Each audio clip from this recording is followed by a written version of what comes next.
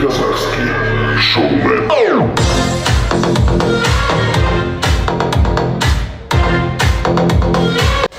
Рахмет, қайырлы кеш, ханымдар мен мырзалар. Саялы Сарыағаштың бақты тұрғындары мен қымбатты қонақтары.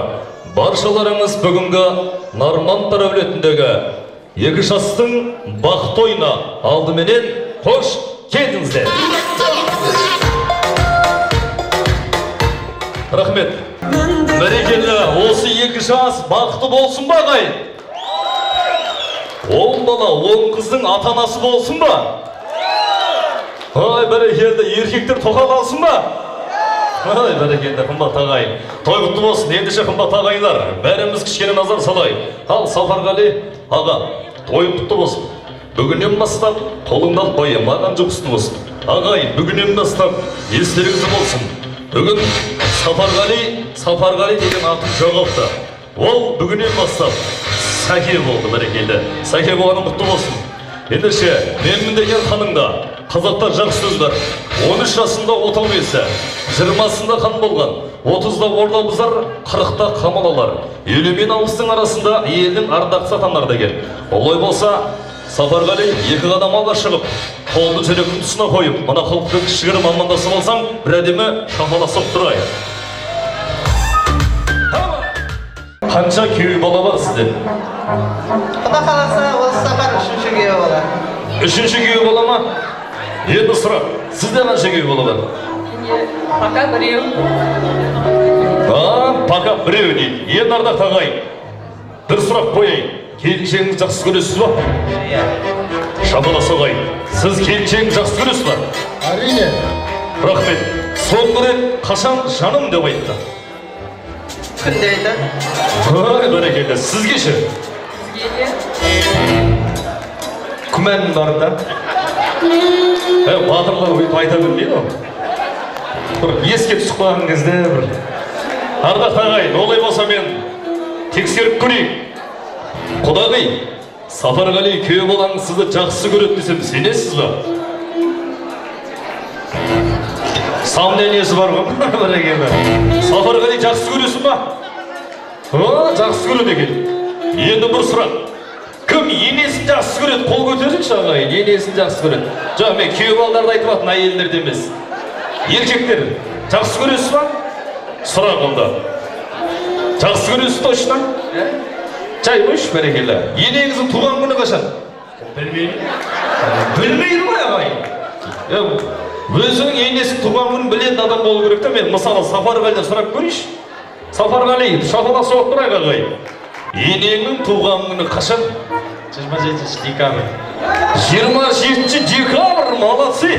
Келіншектеріңізді жақсы көретін болсаңыздар, оған бір дәлел керек маған.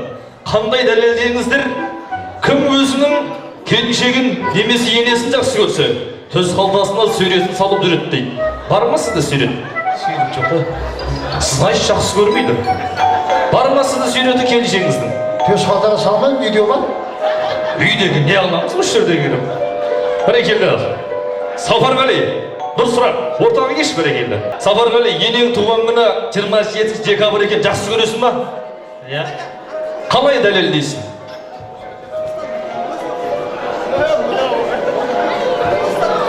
Шапалақ бар ма? Көрсетсей бәрекелді. Айландырып көрсетші, айландырып.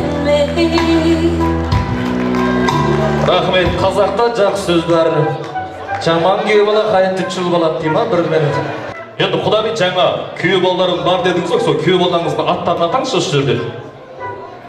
Темірбек, Нұржан, Сапарғали. Темірбек, Нұржан бар ма күйеу балалар осы жерде? Қолын көтерсінші. Күйеу баласы, Күләмда құдағидың күйеу баласы, қол көтерсін. Мен оларды тексеріп көрейін деп жатырмын, стажы бар жігіттер болар. Туған күні қашан? Декабрьдің 27-сінде Ой, ма? Бәрі жақсы көреді екен ғой. Не, сурет бар ма не? Кәм сурет? Ма кісілерге беріп қойшы осын, салып жүрсін қалтасына. Рахмет. Енді ұмытпаңыздар, сурет салып жүр керек. Енді ардақты ағайын, сізді күйеу балаңыз, бірінші күйеу балаңыз аты кім? Нұрсұлтан. Нұрсұлтан? Бар ма осы жерде ол? Сынақ көректі ол күйеу баланы. Нұрсұлтан, тоқта. жақсы көресің ба енеңді? Шапалақ соғай, дауысың шығарып айтшы, я деп. Ya. Бәрекелді, қол алсамай қорықпайын. Туған күні қашан? Екінші июнь ба? Июнь, дұрыс па? Шапалақ соғай ағайын. Рахмет. Қалай дәлелдейсің? Бар ма не?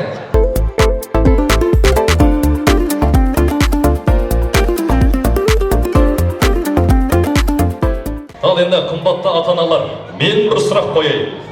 Мысалы, жылына мен 100 той басқарсам, соның қаншасы қандай той деп ойлайсыздар? Созақпен санап берейін. Үйлену той, сүндет той, беташар, бесік той, қыз ұзату той.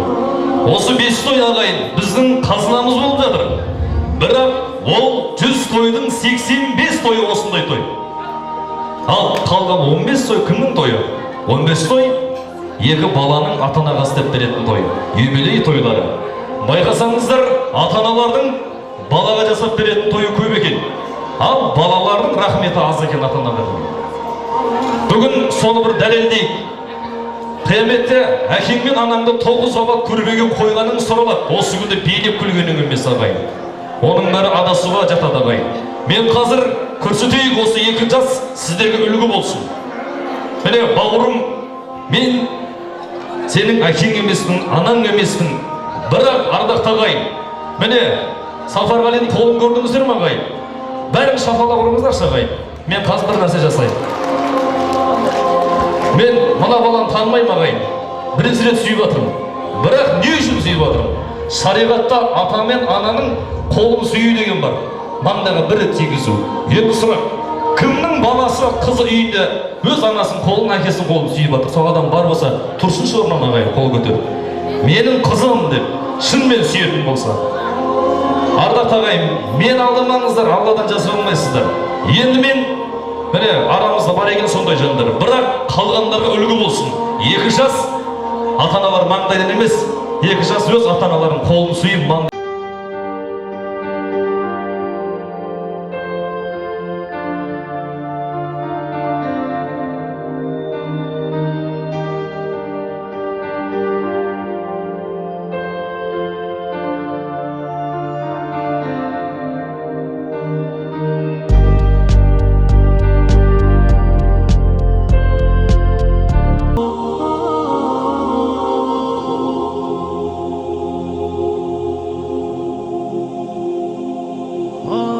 Ыстық жасымызды алдық.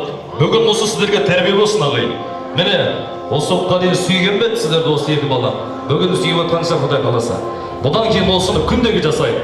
Өйткені ата-ананың парызы бар, қарызы бар. Ешкім өте алмайды. Омар радиаллаху анху, яғни мұсылмандардың Абу Бәкірден кейінгі 2-ші әміршісі болған ағайын. Соның заманында бір жігіт анасын Меккеде 7 рет айналыпты. Сонда халифаның басына келіп, о әмірші, мен анамға қандай жақсылық істедім, және қанша дәрежеде парасын өтедім десе, әлгі әмірші бұлай жауап береді: ей бауырым, сен жақсы амал істедің, бірақ анаң сені осы өмірге алып келетін кезде толғатады. Сол толғатқан кезіндегі тынысының жартысында өтемедің деген екен ағайын. Міне осындай әке ананың алдында парасы үлкен. Енді біздің Сафарғали бауырымызда жақсы ниетпен 2 бірдей әке деп сіздерге арнайы сыйлығы бар, қабылдаңыздар.